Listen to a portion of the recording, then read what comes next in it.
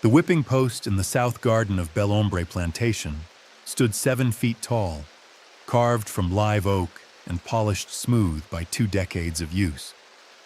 By 1857, the wood had developed a particular texture, not rough, but stippled with tiny divots where iron chains had worn grooves and darkened in patches where sweat and blood had soaked deep enough to change the grain. Children who grew up on Bel Ombre could identify that post by touch in complete darkness. Some had been forced to. On the night of September 14th, 1859, that post stood empty while 12 men, women, and children gathered in the plantation's whipping cellar with the 2 people who had used it most. The door was locked from the outside. By dawn, the Harlan family line would end in that cellar, and the boy who had never screamed would walk away from Bel Ombre carrying a secret that would divide Louisiana's black communities for generations. The Louisiana heat in August of 1853 arrived like a wet wool blanket pressed over the entire parish. Bel Ombre Plantation sat 3 miles west of Ascension, close enough to the Mississippi that fog rolled through the cane fields every morning, and mosquitoes bred in clouds thick enough to darken window panes. Master Harlan Whitmore owned 2,000 acres of sugarcane, 68 enslaved people, and 1 son who would not live to see 20 if something did not change. Caleb Whitmore was 11 years old that summer, thin as a wire, prone to fevers that came in waves and left him bedridden for days at a time. 3 doctors had examined him. The diagnosis varied: weak constitution, nervous disorder, consumption of the blood, but the prescription was universal. The boy needed hardening, fresh air, discipline, purpose. Harlan took the advice to heart. The master was 52, a second-generation planter who had inherited Bel Ombre from his father and expanded it through shrewd marriage and ruthless management. He stood just under 6 feet, broad through the shoulders, with hands that still showed calluses from his own father's insistence that he learn every aspect of plantation work. His face was weathered, deeply lined around the eyes from squinting across fields in brutal sun. He had outlived 2 wives, one to childbirth, one to yellow fever, and Caleb was his only surviving child. That August morning, Harlan summoned his overseer, a compact man named Tench, who had worked Bel Ombre for 9 years and understood that his position depended on maintaining order without generating scandal. Together, they selected 6 boys from the quarters, ages 8 to 12, and brought them to the south garden where the whipping post waited. Caleb watched from the gallery, gripping the railing with both hands. Lessons in management. Harlan's voice carried across the garden. He explained to Caleb that a planter's son must understand the mechanisms of control, must learn to read resistance in a body's stance, must know when mercy cost more than firmness. The 6 boys stood in a line, barefoot, wearing the coarse Osnaburg trousers and shirts that marked field hands. They kept their eyes down. They knew this routine. The youngest was a boy named Josiah, 9 years old, born on Bel Ombre to a woman named Ruth, who had died when he was 6. Josiah was small for his age, quiet to the point that overseers sometimes forgot he was present. His hands were scarred from cane work, small white lines across his palms where the leaves had cut him. He stood at the end of the line, perfectly still, watching the post rather than the white men. Harlan chose one of the older boys first, a 12-year-old named Marcus, who had been caught taking extra cornmeal from the ration house. The offense was minor, but the lesson was not. Marcus was tied to the post. Harlan handed Caleb a thin cane rod, the kind used for minor corrections rather than the heavy leather straps that could break skin. 3 strikes, Harlan said. Firm. Make him feel it. Caleb descended from the gallery. His hands shook. the cane felt impossibly heavy. Marcus's back was bare, already marked with old scars from previous punishments. Caleb raised the cane and brought it down. The strike was weak, hesitant. Marcus flinched but made no sound. "Again," Harlan said. "Harder." The second strike was better. A red line bloomed across Marcus's shoulders. Still no sound. Caleb looked at his father. Harlan nodded. The third strike landed with genuine force, and Marcus gasped. A sharp intake of breath that he tried to swallow but couldn't quite hide. "Good," Harlan said. He untied Marcus and selected another boy. They worked through the line that morning. Each boy received 3 strikes. Each time, Caleb's aim improved. By the 5th boy, he was no longer looking to his father for approval after each blow. By the 6th, he was adjusting his grip to maximize the cane's snap. Josiah was last. The boy walked to the post without being told, positioned himself correctly, gripped the wood with both hands. Tench tied his wrists with practiced efficiency. Josiah's back was unmarked. He was young enough and quiet enough that he had not yet earned serious punishment. His skin stretched taut over ribs that showed too clearly. Caleb raised the cane. 3 strikes, delivered with increasing confidence. The red lines appeared, clear and precise. Josiah's fingers tightened on the post. His breathing changed, controlled but faster. His jaw clenched, but he made no sound. Not a gasp, not a whimper, nothing. Harlan noticed. He stepped closer, studying Josiah with the attention he usually reserved for judging horseflesh. "Again," he told Caleb. 3 more strikes. Harder now. The boy's knuckles went white on the post. His shoulders trembled with the effort of staying still, but his throat remained silent. "Interesting," Harlan murmured. They untied Josiah and dismissed the boys back to the quarters. Caleb's hands were blistered from gripping the cane. His fever had broken during the punishment session, sweat soaking through his shirt despite the early hour.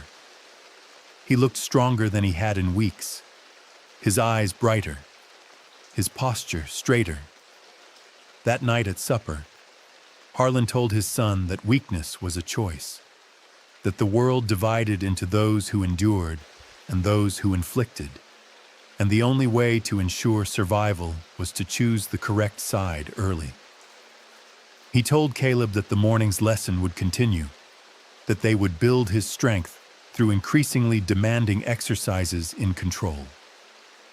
What Harlan did not know, what he could not have known, was that Josiah had spent every Sunday since his mother's death listening to an old man named Solomon, who had been preacher and healer in the quarters for 40 years. Solomon taught the children what he called survival wisdom: how to fall without breaking bones, how to take a blow so it looked worse than it felt, how to control breathing, how to lock muscles, how to separate the mind from the body during pain, how to hide rage behind blank eyes. The lessons continued 3 times per week throughout the autumn of 1853. Harlan varied the format to maintain Caleb's interest and expand his education in what he called the management sciences. Some days they practiced in the south garden with the whipping post. Other days they moved to the barn, where Tench had installed iron rings in the support beams. Occasionally they worked in the fields themselves, addressing infractions as they occurred, rather than staging formal corrections. The cast of participants rotated, but 6 boys appeared most frequently. Marcus, who had learned to cry on command. Daniel, who fought the restraints and earned additional strokes for resistance. Benjamin, who prayed aloud during punishment until Harlan forbade it. Samuel, who cursed in whispers quiet enough that only the other boys could hear. Thomas, who went limp and had to be held upright. and Josiah, who never made a sound. Caleb kept a small leather notebook where he recorded observations. The handwriting was cramped, sometimes shaky from the fevers that still came and went, but increasingly confident. He noted which boys responded to anticipation versus surprise, which seemed broken by humiliation versus physical pain, which recovered quickly and which remained sullen for days afterward. He sketched diagrams of proper restraint techniques and recorded the maximum number of strikes each boy had endured without permanent damage. The notebook's margins filled with questions. Why did some cry after only 2 strikes while others took 20? What made certain boys collapse while others stood firm? And always, circled and underlined. Why won't Josiah scream?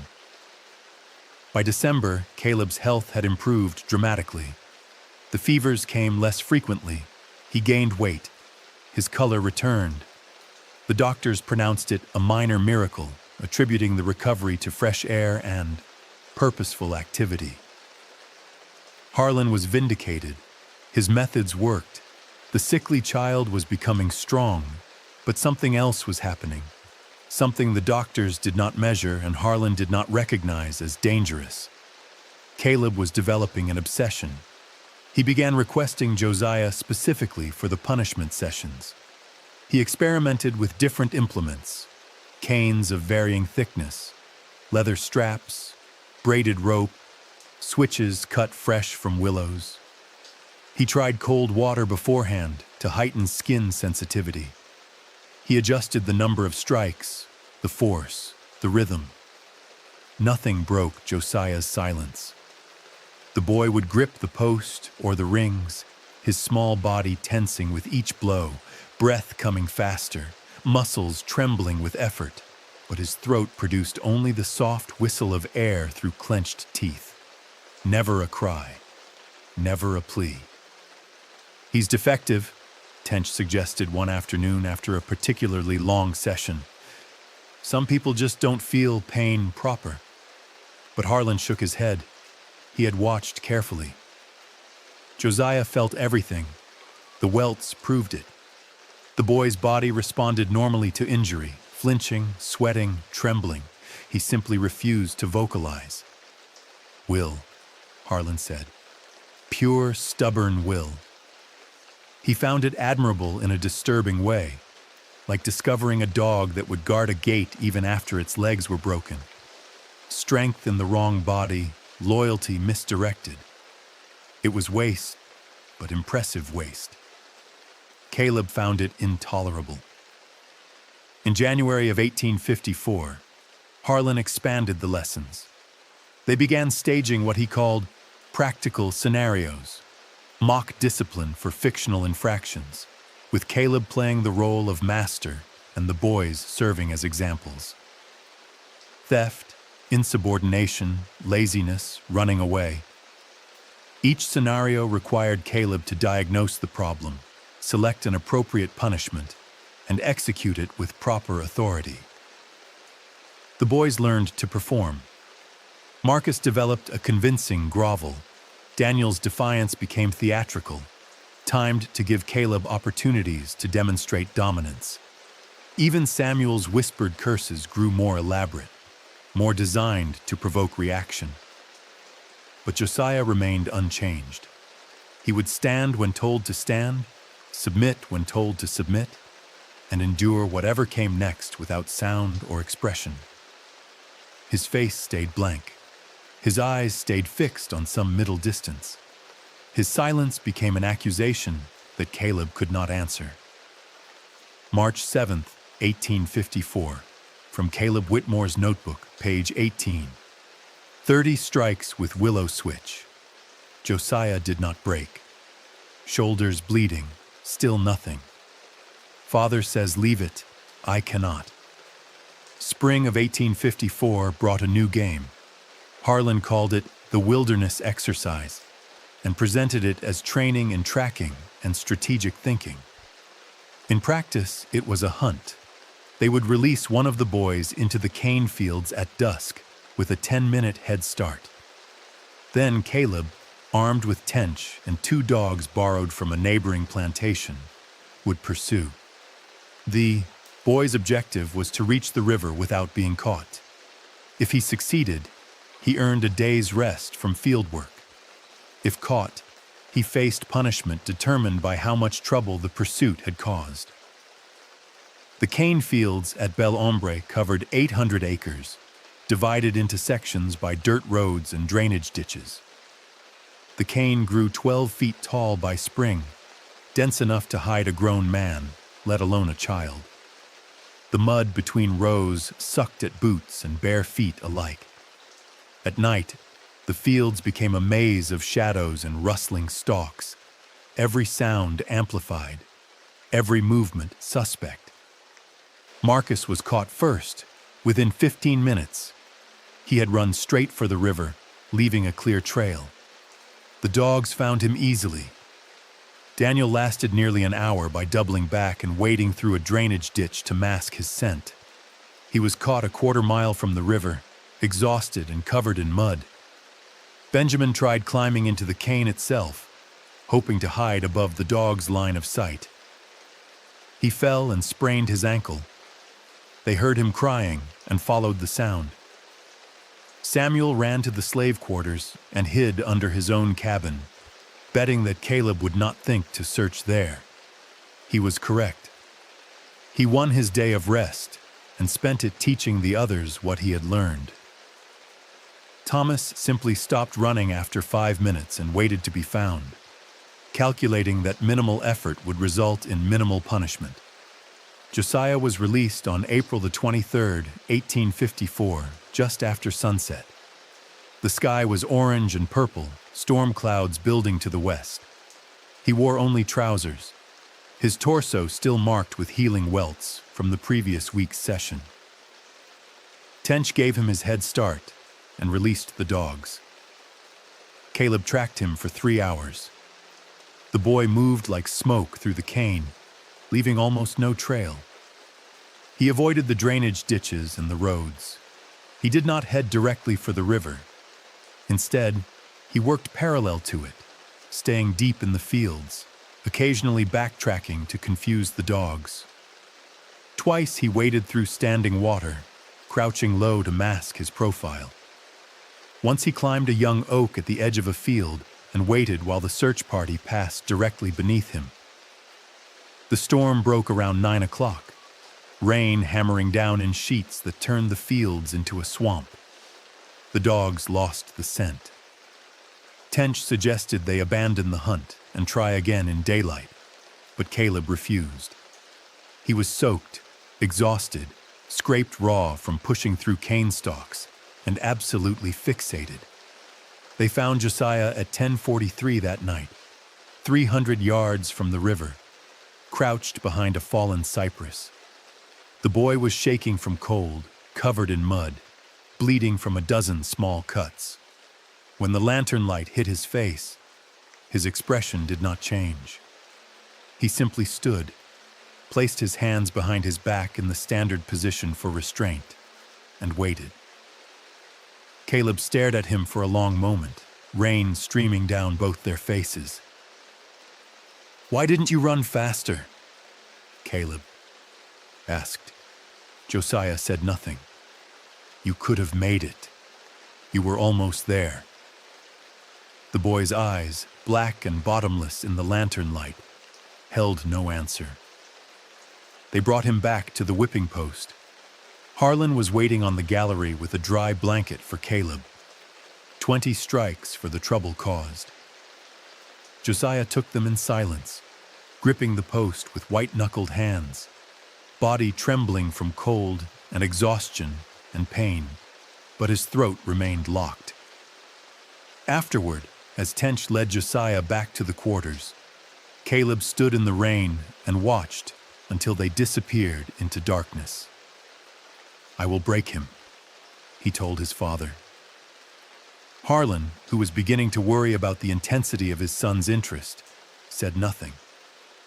But he should have.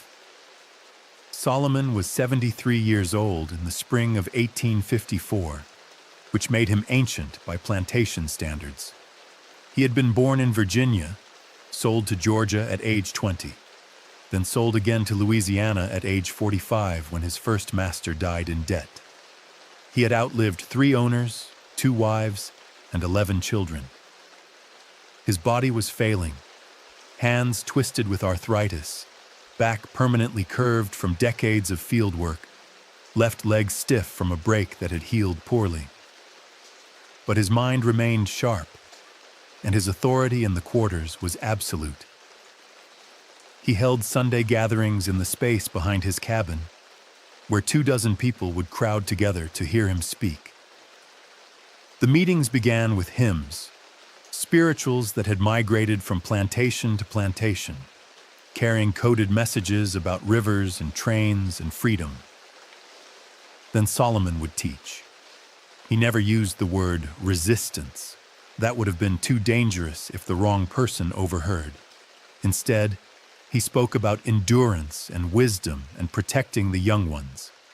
He taught the children how to fall so a kick to the ribs wouldn't break bones, tuck the body, roll with the momentum, protect the head.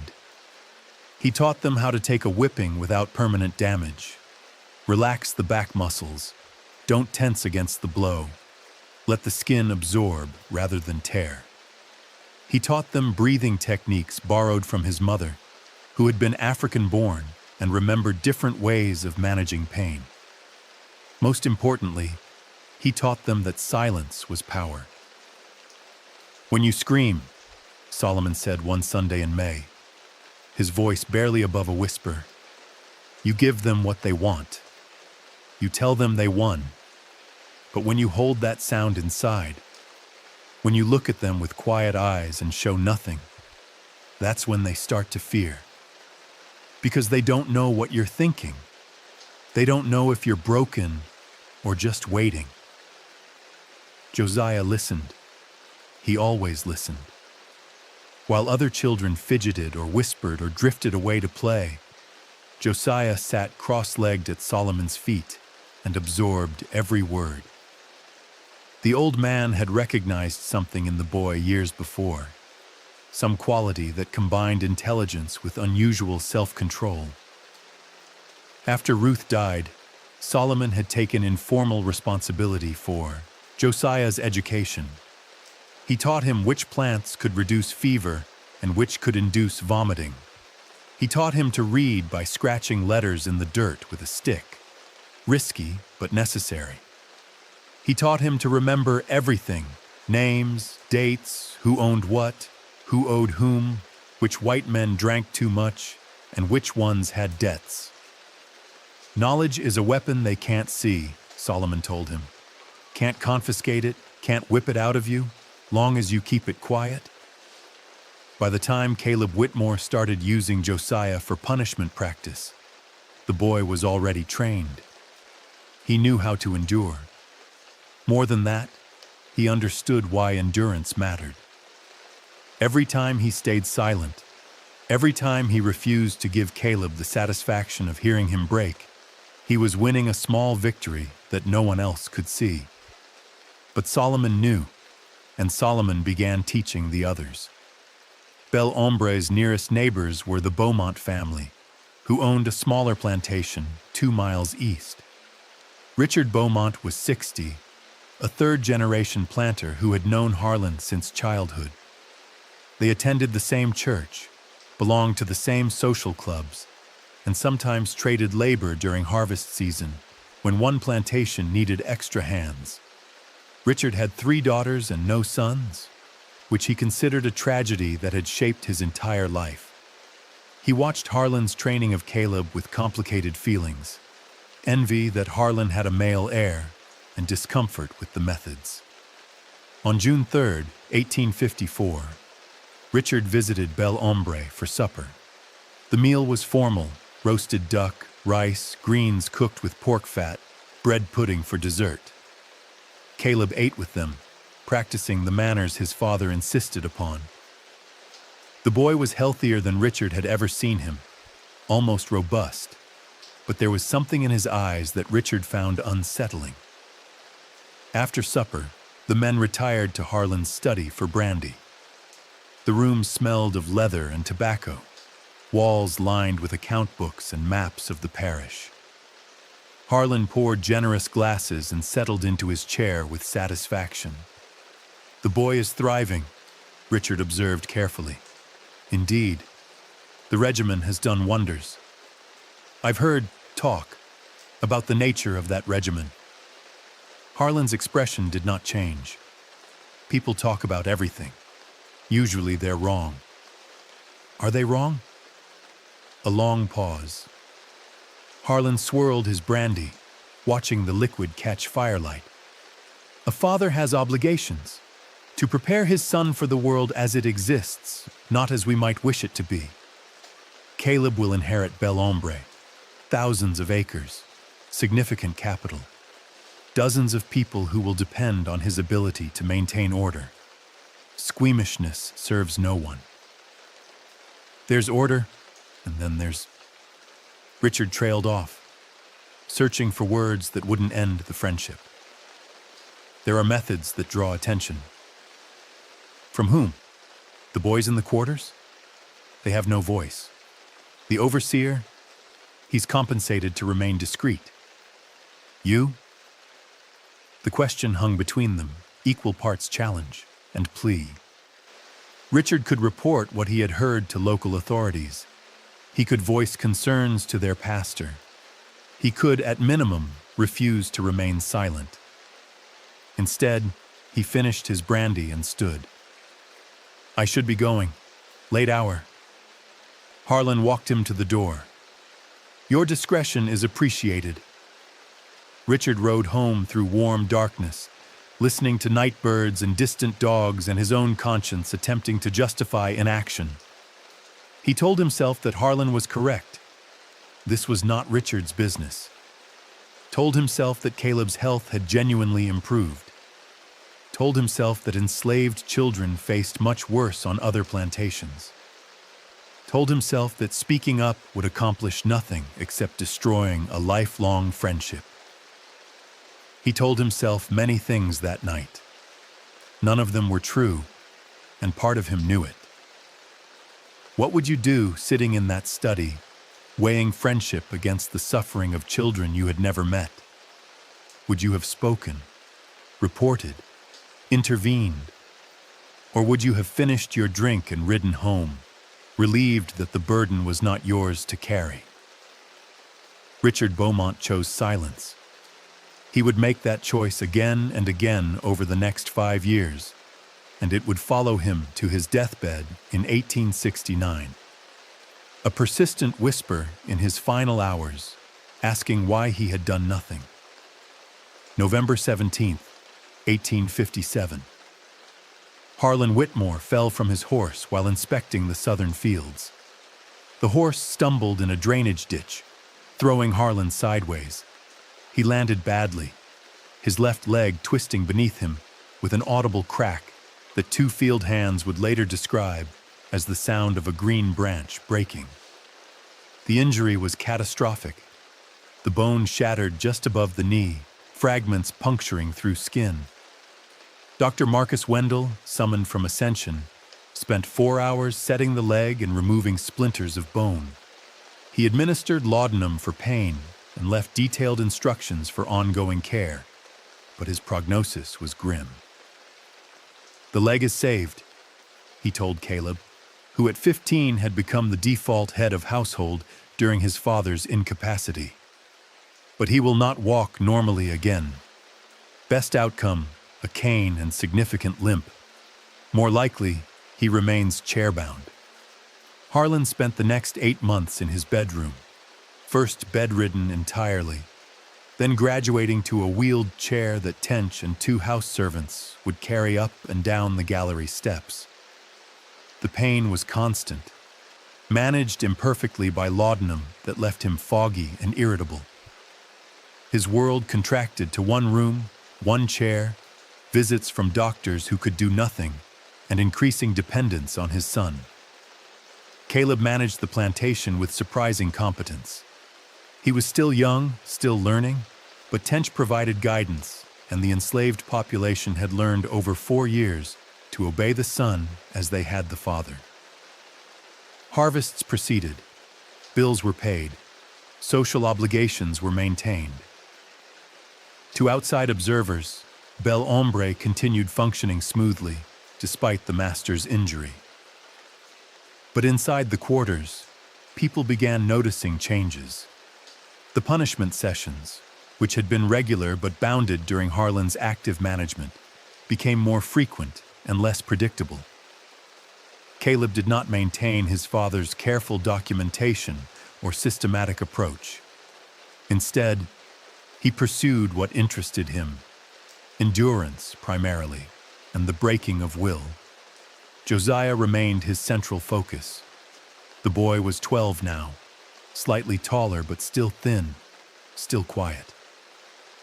4 years of punishment sessions had left his back a terrain of old scars, some white with age, others pink and new. He had become Caleb's primary subject, summoned almost weekly for sessions that grew longer and more elaborate. But something else was emerging in those sessions, something that worried Solomon when Josiah described it during their Sunday meetings. Caleb was talking to him, not during the punishments, that remained focused, methodical, silent, except for instructions. But afterward, while Josiah was still tied to the post or the rings, Caleb would linger.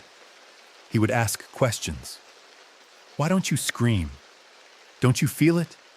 Are you even human or something else? Do you dream about what I do to you? Josiah never answered, but Caleb kept asking, voice taking on a peculiar intensity, desperate almost, as if Josiah's silence withheld some essential knowledge that Caleb needed to possess. He's looking for something, Solomon said after hearing Josiah's report. Something in you he thinks he can take. You understand? This isn't about obedience no more. It's about him needing to prove something to himself. What do I do? Josiah asked. Solomon was quiet for a long time. You wait. Boy who needs that badly to break someone, he's already broken himself. Just don't know it yet. In March of 1858, Harlan's condition worsened. The leg had developed a chronic infection that Dr. Wendell could not fully clear. Harlan's temperature spiked and fell in waves. His laudanum dosage increased. He slept poorly, waking at all hours, demanding water or assistance or simply company in his misery. Managing these nighttime needs fell to Caleb, who was exhausted from days managing the plantation and nights tending his father. By April, even Caleb's robust health was showing strain. He began sleeping through his father's calls. Harlan would wake, bell ringing frantically, and no one would come. Tench suggested bringing in house servants to cover the night shifts, but Harlan refused. He did not trust slaves unsupervised in his bedroom, did not trust them around his medications, did not trust them near him while he was vulnerable. The irony of this fear, held by a man who had spent 30 years convinced of his absolute power over the enslaved, escaped him entirely. But necessity eventually overrode paranoia. Caleb was collapsing. Something had to change. They needed someone for night duties who could be trusted, who was intelligent enough to follow medical instructions, who would not steal or harm a helpless man. After consideration, Caleb made a decision that would prove fatal to the Harlan line. He chose Josiah. The logic was sound from Caleb's perspective. Josiah had demonstrated unusual self-control over 5 years of punishment sessions. He had never fought back, never damaged property, never attempted escape despite multiple opportunities. He was quiet, competent, and this mattered to Caleb in ways he did not examine. The boy owed his loyalty to Bel Ombre because he had been born here and had nowhere else to go. What Caleb did not consider was that 5 years of methodical torture had taught Josiah exactly one thing: how to appear obedient while plotting survival. Josiah began night duties on April 18, 1858. His responsibilities were specific. Sleep in the small room adjacent to Harlan's bedroom. Wake when the bell rang, provide water and assistance, change bandages when needed, adjust pillows, empty chamber pots, occasionally read aloud from the newspapers when Harlan could not sleep. The first week, Josiah performed these duties with perfect compliance. He responded to the bell immediately. He administered medications correctly. He read in a clear voice, stumbling only occasionally over complex words. Harlan, surprised by the boy's competence, began to relax. The second week, Josiah was granted permission to move through the house at night when responding to Harlan's needs. This meant access to the kitchen for water, the linen closet for clean sheets, the study for books and newspapers. The third week, Harlan gave Josiah a key to the medicine cabinet so he could retrieve laudanum without waking Caleb. By the fourth week, Josiah had mapped the entire house in darkness. He knew which floorboards creaked and which did not. He knew the locations of every locked door and which keys hung where. He knew Harlan's schedule of pain and medication, when the master slept heavily and when he dozed fitfully. He knew which servants slept soundly and which woke at the slightest noise. He had been given, through Caleb's need for respite, complete access to Bel Hombre's internal operations. And Josiah had learned long ago from Solomon that knowledge was the weapon they could not confiscate. Summer of 1858 brought intolerable heat and Caleb's coming of age. He turned 16 in June, technically old enough to marry and assume full legal control of the plantation, though Harlan maintained nominal authority from his sickbed. The birthday was marked with a small celebration. Richard Beaumont and his daughters, 2 other neighboring families, roasted meats, weak wine for the young people. During the celebration, Caleb announced his intention to expand Bel Hombre's operations.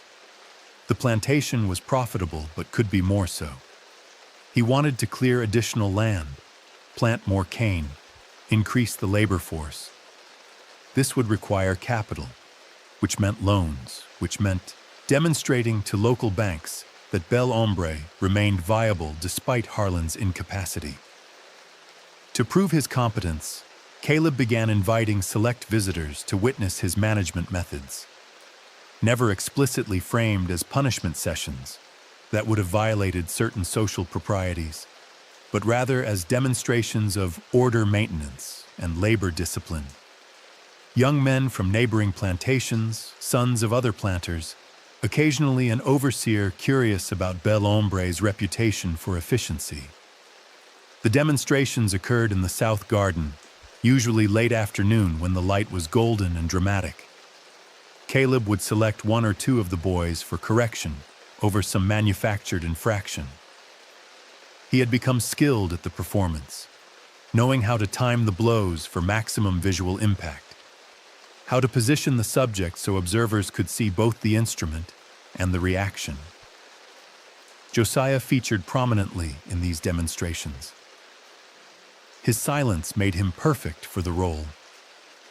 Where other boys might scream or beg and make observers uncomfortable, Josiah took his punishment without sound, creating an atmosphere of control rather than chaos. Caleb could strike harder, could extend the session longer, could showcase his authority without risking the kind of horror that might prompt someone to leave. Remarkable discipline, one visitor commented, after watching Josiah endure 30 strikes without movement. How did you train that level of compliance? Consistency, Caleb replied, and understanding that some individuals require more thorough correction than others. What the visitors did not see were the nights afterward, when Josiah returned to his duties tending Harlan. They did not see the boy moving through the dark house with fresh wounds on his back, carrying water and medications, reading newspapers aloud in his careful voice, learning every detail of how Bel Ombre functioned. They did not see Solomon either, conducting his Sunday meetings where more and more young men listened carefully to lessons about endurance and patience and waiting for the moment when power shifts. They did not see the other boys. Marcus, Daniel, Benjamin, Samuel, Thomas, and 3 others who had joined their number, practicing the falls and the breathing techniques and the silent suffering, building their own capacity to endure. By August, a transformation was occurring that only the enslaved population could perceive. The punishment sessions were breaking Caleb's subjects, yes, but they were also training them, teaching them to function through pain, teaching them to hide emotion, teaching them to wait, perfectly patient for opportunity. And opportunity was coming. Because in July of 1858, Dr. Wendell informed Caleb that Harlan's infection was worsening. The fever was no longer responding to treatment. The leg had developed gangrene. Amputation was the only option, but Harlan was too weak to survive the surgery. "Weeks," Wendell said, quietly. "Perhaps a month. I'm sorry." Caleb received this news in the study, standing at his father's desk, reading correspondence about loan applications and harvest projections. He was 16 years old. In a month, he would be master of Bel Ombre in fact, as well as function. 2,000 acres. 68 human beings legally classified as property. Total authority over everything and everyone within the plantation's boundaries. That night, he conducted a punishment session that lasted 3 hours. Josiah endured it in silence, as always, while Caleb worked with methodical fury. When it ended, the boy could barely stand. Caleb had him carried back to the house and left in the small room adjacent to Harlan's bedroom. Around midnight, Harlan's bell rang. Josiah rose, limped to the master's room, and provided the needed assistance: water and laudanum and clean bandages. Harlan, heavy-lidded from medication, looked at the boy's torn back and felt something almost like remorse. "Does it hurt?" he asked. "Yes, sir." It was the first word Josiah had spoken to either Whitmore man in 5 years. Harlan, startled, studied the boy's face. 12 years old, scarred beyond measure, eyes black and unreadable. "I'm sorry," Harlan said. Then, confused by his own words, by the medication, by the proximity of death, "No, not sorry. Necessary. It was all necessary." Josiah said nothing else. He finished the bandaging, adjusted the pillows, and returned to his small room. There he sat in darkness for a long time, thinking about Solomon's lessons, about endurance and patience, about the weapon of knowledge he had been gathering for months. The door to the study was usually locked, but Josiah knew where Caleb kept the key, and he knew that Caleb, exhausted after 3-hour punishment sessions, slept deeply and did not wake until dawn. Harlan Whitmore died at 4:27 in the morning on August 19, 1858. Josiah was with him at the end, having responded to the bell to find the master struggling for breath, skin gray, fever breaking in cold sweat. The boy held a cup of water to Harlan's lips, adjusted the pillows one final time, and watched as the breathing slowed and stopped. Then Josiah went to wake Caleb. The funeral was well attended. Richard Beaumont delivered a eulogy praising Harlan's contributions to the parish. Dr. Wendell spoke briefly about the inevitability of earthly suffering and the promise of heavenly peace. Caleb stood dry-eyed through the service, 16 years old, and now sole proprietor of Bel Ombre. The period of mourning was brief. Caleb had a plantation to run, and no patience for extended grief. By September 1st, he was operating at full capacity, managing harvests, processing loan applications, receiving visitors. The transition was seamless enough that local banks approved his expansion loans with minimal scrutiny. He also expanded his punishment sessions. Without Harlan's moderating presence, the older man had occasionally counseled restraint. Caleb pursued his interests with complete freedom. The sessions grew longer, more elaborate, more theatrical. He began keeping detailed records again, not in a small notebook, but in a leather-bound journal he stored in the study's locked drawer. September 9th, 1858, from Caleb Whitmore's journal, page 4. Josiah continues to fascinate. After 47 strikes this afternoon, he remained silent. His endurance suggests either profound stupidity or remarkable will. I cannot determine which. Tomorrow, I will test a new approach. The new approach involved what Caleb called mock executions. He would march one of the boys to the whipping post, bind his hands, read a list of fabricated charges, and pronounce a death sentence. Then he would place a noose around the boy's neck, carefully ensuring it could not tighten, and have Tench raise the rope just enough to force the boy onto his toes. The exercise would last 5 to 10 minutes. The boy would strain to stay upright, terror genuine even though the noose was rigged to prevent actual hanging. Then Caleb would announce that the sentence was commuted and order the boy released. Fear conditioning, Caleb explained to a visiting planter's son. They must understand that their lives depend entirely on our mercy. Marcus broke during his mock execution, sobbing and pleading. Daniel fought the noose until he collapsed. Benjamin prayed so frantically that Caleb had him gagged. Samuel went silent, which Caleb recorded as interesting. Thomas fainted before the noose was even secured. Josiah's mock execution occurred on September 23rd. Caleb read the charges: attempted escape, theft, assault on an overseer, all fictional, and placed the noose. Tench raised the rope. Josiah went up on his toes, neck stretched, breathing restricted but not cut off. 10 minutes passed. The boy's legs began shaking from the strain. His face darkened from reduced blood flow. His eyes watered. But he did not struggle, did not plead, did not make a sound. 15 minutes. Josiah's entire body was trembling now, feet barely maintaining purchase, calf muscles screaming. Caleb watched with fascination that bordered on reverence. 20 minutes. Even Tench looked uncomfortable.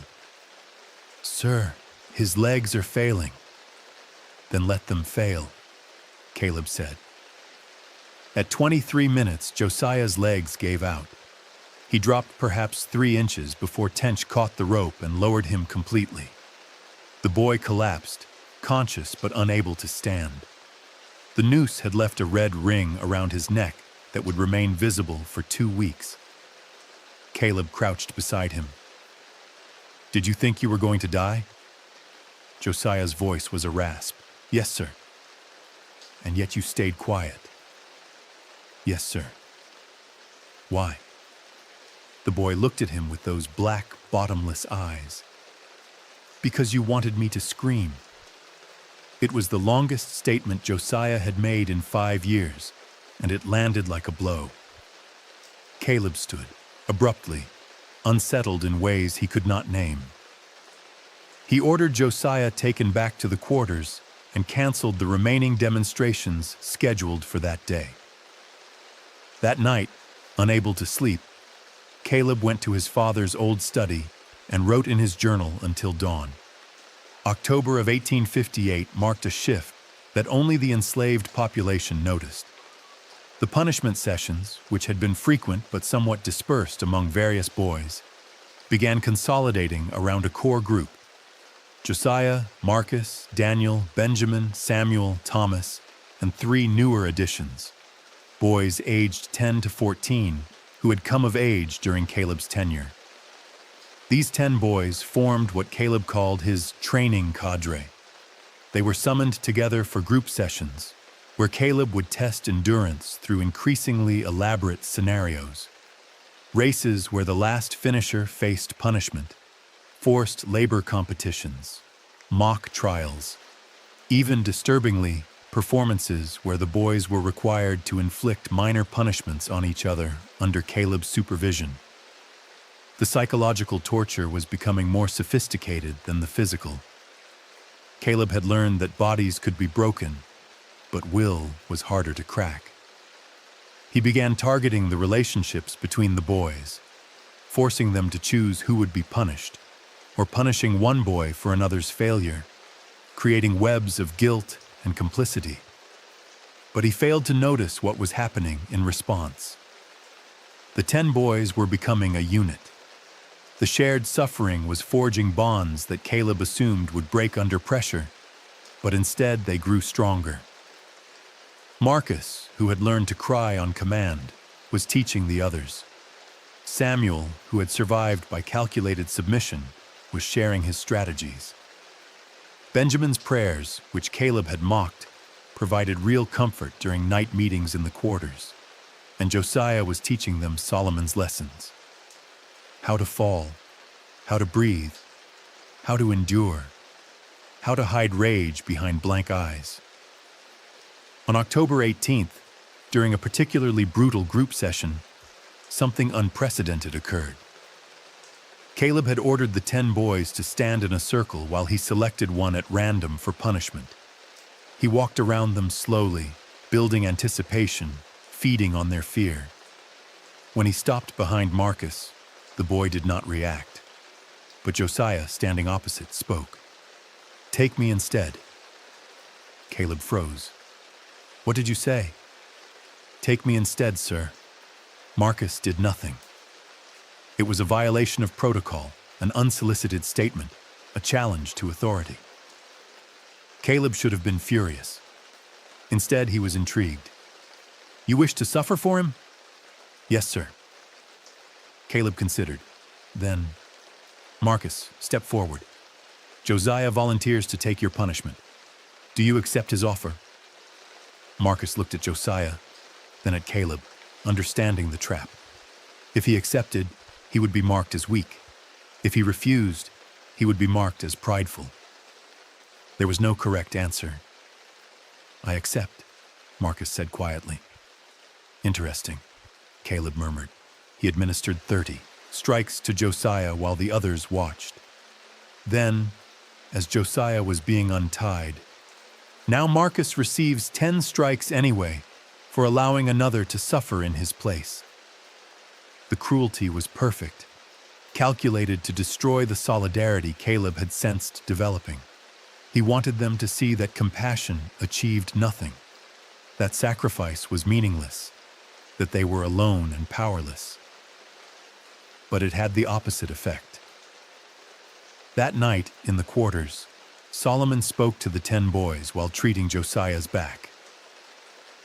What Caleb don't understand is that he just proved something. He proved he's afraid of you standing together. That's why he tried to break it. You only try to break what has power. Josiah's night duties continued throughout the autumn of 1858. With Harlan dead, the responsibilities changed. No more tending a sick man. But Caleb had grown accustomed to having assistants available at night and was reluctant to surrender the convenience. So Josiah remained in the small room adjacent to the master bedroom, sleeping lightly, waking when called, moving through the dark house on whatever errands Caleb required. This gave Josiah continued access to the study. Caleb kept the room locked, but the key hung in a predictable location, and Caleb himself had taught Josiah where it was during the early days of night duties, when Josiah had needed to retrieve books for Harlan. The room contained Bel Hombre's business records, correspondence, maps, legal documents, and most importantly, Caleb's journal. Josiah had been reading it for months. He would wait until Caleb was deeply asleep, usually between 2 and 4 in the morning. Then he would retrieve the key, enter the study, light a single candle, and read whatever Caleb had written most recently. The journal was extensive, nearly 200 pages by November, covering everything from harvest calculations to detailed descriptions of punishment sessions. What Josiah was looking for was patterns, schedules, when Caleb planned to be away from the plantation, which visitors were expected and when, where Tench would be during specific hours, the location of weapons, keys, locks. On November 3rd, Josiah found something more valuable than any schedule. Caleb had documented his own fears. The entries were scattered, never prominent, but they accumulated across pages. Concerns about maintaining control as he aged. Worries that the enslaved population outnumbered the white staff 50-3.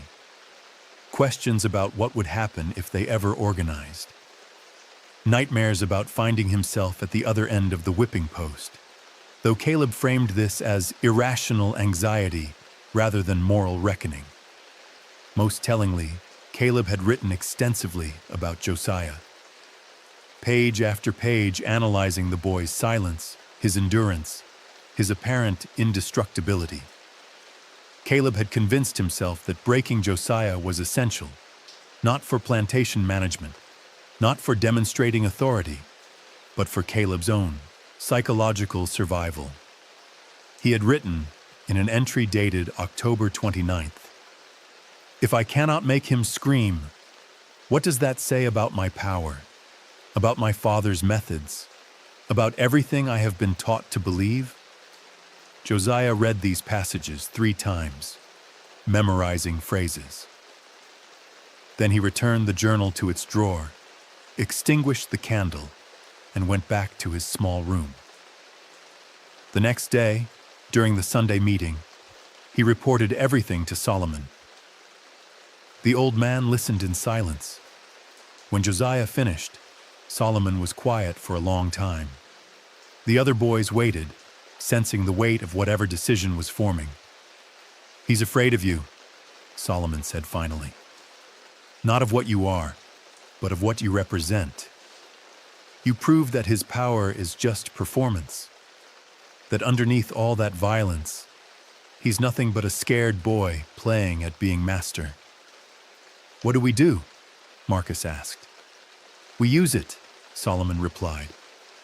"Fear makes people stupid, makes them predictable, and when someone powerful gets scared enough, they make mistakes." On December 7th, 1858, during a punishment session in front of 3 visiting planters' sons, Josiah broke. It was theater, carefully planned during the previous week's Sunday meeting. But to Caleb and his guests, it appeared completely authentic.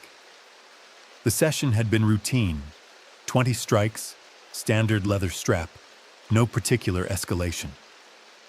Josiah took the first 15 in his usual silence. Then, as the 16th strike landed, he made a sound. Not a scream, but a soft crack in his breathing, barely audible.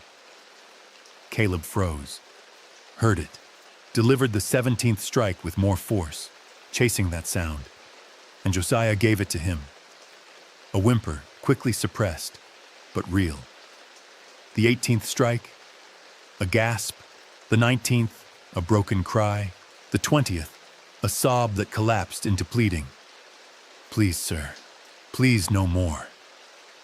Caleb stared at him, breathing hard, expression somewhere between triumph and disbelief. The visitors watched in silence, uncomfortable but fascinated. "Again," Caleb said to Tench. 10 more. And Josiah begged. Not theatrically. Solomon had taught him that authenticity was crucial. Small, broken sounds, promises of obedience, pleas for mercy. Everything Caleb had been trying to extract for 5.5 years. When it ended, Josiah was untied and collapsed to the ground, still crying. Caleb crouched beside him, placed a hand on the boy's shoulder, the first time he had ever touched one of his subjects with anything approaching gentleness, and said softly, "There, that wasn't so difficult, was it?" "No, sir," Josiah whispered. The visitors left shortly after, impressed by what they interpreted as a masterful demonstration of breaking a resistant subject. Caleb walked them to the gallery, accepting their congratulations, already planning how to leverage this success into enhanced reputation among the parish's planter class. In the quarters that night, Josiah sat with Solomon and the others. The old man examined his back, 25 genuine welts, some bleeding slightly, and applied a poultice. "You did well," Solomon said. "Sold it perfect." "Now what?" Benjamin asked. "Now," Josiah said, voice perfectly steady despite the afternoon's performance. "Caleb thinks I'm broken, thinks he won, which means he'll trust me with things he wouldn't before." "What kind of things?" Samuel asked. Josiah met his eyes. "Keys, information, access." A pause. "Revenge." December of 1858 brought unseasonal cold, and Caleb's absolute certainty that he had finally succeeded in breaking Josiah. The boy who had resisted for 5 years had collapsed in 3 minutes. The satisfaction was profound, almost spiritual.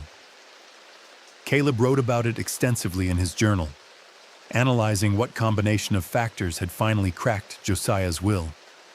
He never considered that it might have been performance. Over the following weeks, Caleb began treating Josiah differently. Not kindly. Caleb was incapable of kindness toward enslaved people, but with a particular attention that resembled possessive pride. He had created this, had transformed a resistant boy into an obedient tool. The achievement validated everything Harlan had taught him about power and control. He granted Josiah increased privileges, better food, permission to sleep later in the mornings, even, remarkably, a reprieve from the regular punishment sessions. Not permanently, Caleb still conducted weekly demonstrations for visitors, but Josiah was no longer the default subject. The other boys in the training cadre received this reprieve gratefully. Marcus, Daniel, Benjamin, Samuel, Thomas, and the others understood exactly what Josiah had sacrificed to give them this breathing room. They used it to heal, to practice, to prepare. And Josiah used his new freedom of movement to map every remaining corner of Bel Ombre that he had not yet accessed. The whipping cellar was located beneath the south garden, accessible through a door concealed behind ornamental bushes. Caleb had built it 2 years earlier, wanting a space for punishment sessions during inclement weather. The cellar was roughly 15 feet square, walls of brick, single entrance, no windows. Iron rings set into the walls at various heights. A drain in the center of the floor. Shelves holding implements, straps, canes, rope, chains. It was, essentially, a chamber designed specifically for torture. Josiah had been inside it dozens of times as a subject, but on January 3rd, 1859, acting on an errand from Caleb to retrieve a misplaced implement, he entered it alone and noticed something crucial. The door locked from the outside only. There was no interior mechanism. Once the door closed and the external bolt slid home, anyone inside was trapped until someone released them from outside. He filed this information away and said nothing. September 14th, 1859, arrived with a wall of black clouds moving in from the Gulf. The barometric pressure had been falling all day, that heavy stillness that preceded major storms. By evening, rain was hammering the plantation in sheets, wind stripping leaves from the oaks, lightning turning the fields into a strobe-lit nightmare. Caleb had planned a punishment session that afternoon, but canceled it due to weather.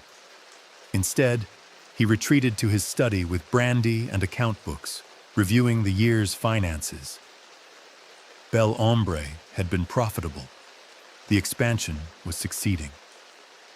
At 17, Caleb was proving himself a capable master.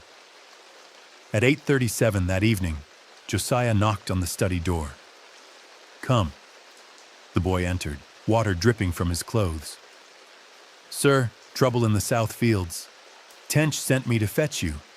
Drainage problem, flooding the cane." Caleb frowned. During a storm, this severe flooding was expected. But if the drainage ditches were backing up, it could damage the crop. "Where is Tench now?" "At the site, sir, with 3 of the hands trying to clear the blockage. He needs more men and your authority to reassign field workers." Caleb considered. The request was reasonable. "Very well. Have the training cadre meet me at the cellar. We'll use them for the drainage work, then conduct a session afterward as payment for their labor." It was the kind of transactional cruelty Caleb excelled at, extracting free labor by framing it as an opportunity to avoid worse punishment.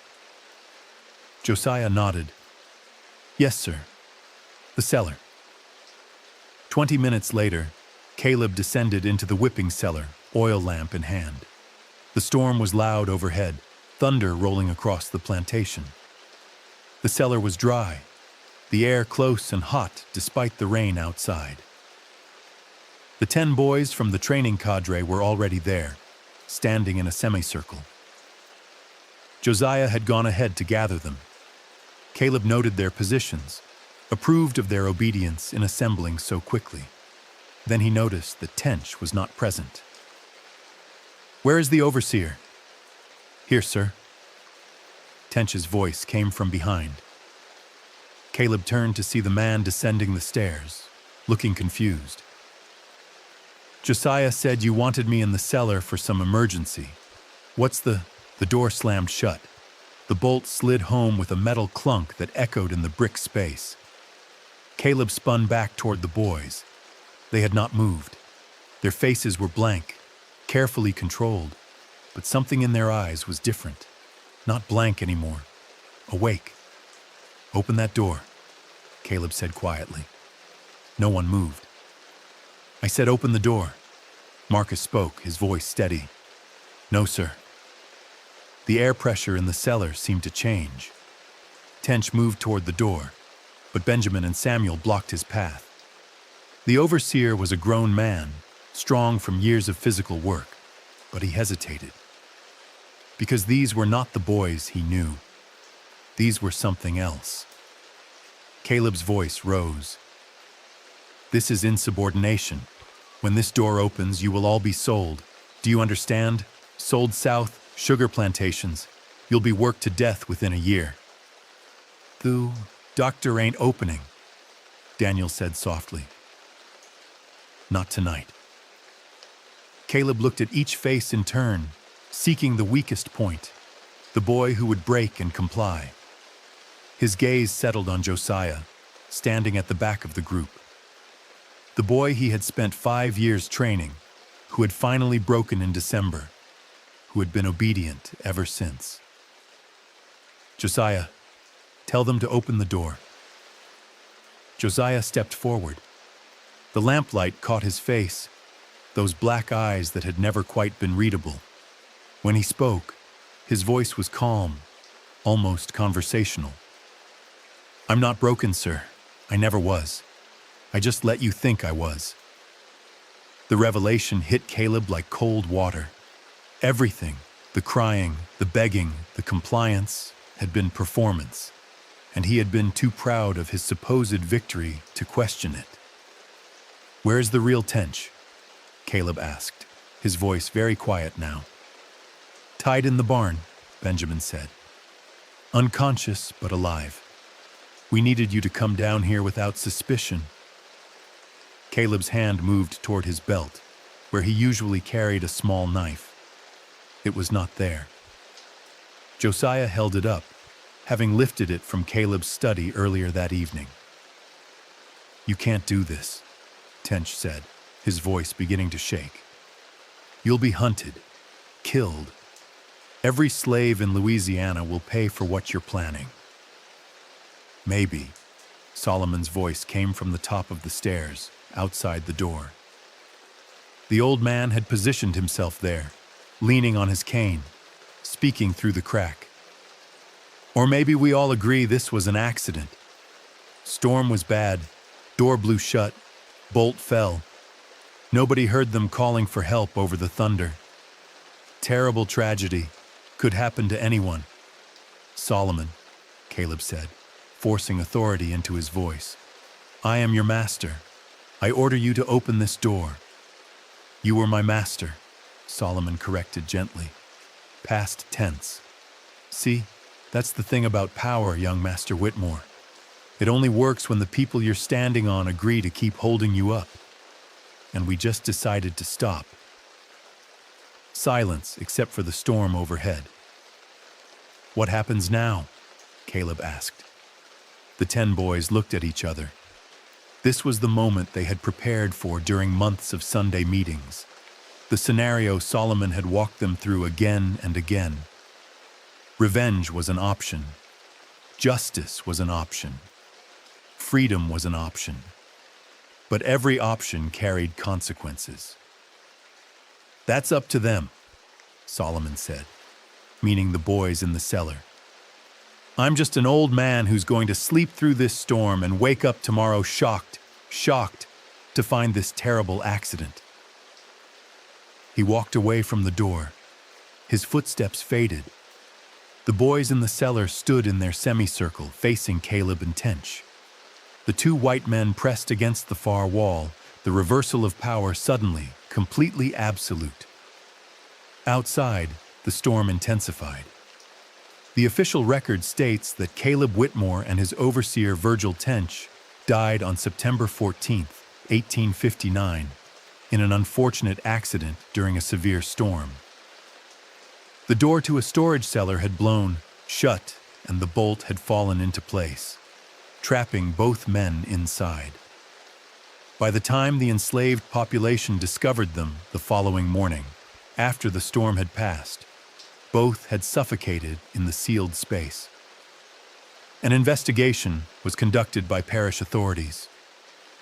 Solomon testified that he had been asleep in his cabin and heard nothing over the storm. The 10 boys from the training cadre testified similarly. They had been in the quarters, sheltering from the weather, unaware of any emergency. The other enslaved people at Belle Ombre corroborated these accounts with consistent, unremarkable detail. Dr. Wendell examined the bodies and confirmed asphyxiation. No signs of violence, no indication of foul play. The cellar door showed evidence of storm damage. Swollen wood, a warped frame that might have made the bolt difficult to open from outside, even if someone had heard calls for help. The verdict: accidental death. Belle Ombre Plantation was sold at auction in December of 1859 to cover outstanding debts. The enslaved population was dispersed to various purchasers. Solomon died that winter, age 74, pneumonia complicated by exhaustion. Before his death, he gathered the 10 boys one final time. "I won't ask what happened in that cellar," he told them. "Don't need to know. Don't want to carry it. But I'll say this. However long they suffered, it wasn't long enough to balance what they did. Justice and revenge ain't the same thing. What you took was revenge. Justice would have required tearing down every plantation from here to Virginia. Remember that difference. Carry it with you." The boys scattered after the sale. Some remained in Louisiana. Others were sold to Texas, Mississippi, Arkansas. Tracking their fates is difficult.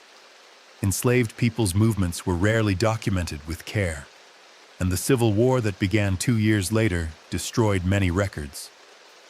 But stories persisted in Louisiana's black communities. Whispered accounts of the night the Harlan Line ended. divergent versions depending on who told it and when. Some claimed the boys had killed Caleb and Tench quickly, execution style. Others insisted they had done nothing at all, that the white men had suffocated from genuine accident. A few suggested the boys had simply locked the door and walked away, leaving Caleb and Tench to die slowly in darkness, listening to the storm outside and their own breathing inside, understanding what was happening and why, and knowing no help would come. The truth died with everyone who was present that night, which was, perhaps, the point. The power of the story was not in its details, but in its existence. Proof that the supposed masters could become the trapped, that silence could become weapon, that endurance could outlast cruelty. Researchers have found Caleb Whitmore's journal in a Parish Historical Society archive, its pages brittle with age. The entries stop on September 13th, 1859. The final line reads, "Josiah continues to demonstrate exemplary obedience. I consider his reformation my greatest achievement. No one knows what happened to Josiah after Bel Ombre was sold. Some oral histories claim he made it north during the war. Others say he died young, body finally succumbing to years of systematic abuse. One persistent rumor places him in New Orleans in the 1870s, an old man who refused to speak about his childhood, but who occasionally, in the right company, would pull back his shirt to show a back covered in scars and say simply, 'I outlasted them.' And sometimes, according to people who have visited the site where Bel Ombre once stood, nothing remains now but foundation stones and a depression in the earth where the cellar used to be. Sometimes during storms, when the wind is right and the rain is heavy, you can almost hear voices, not screaming, not begging, just breathing, steady, patient, enduring, waiting for the morning." Subscribe if you want the next deep dive.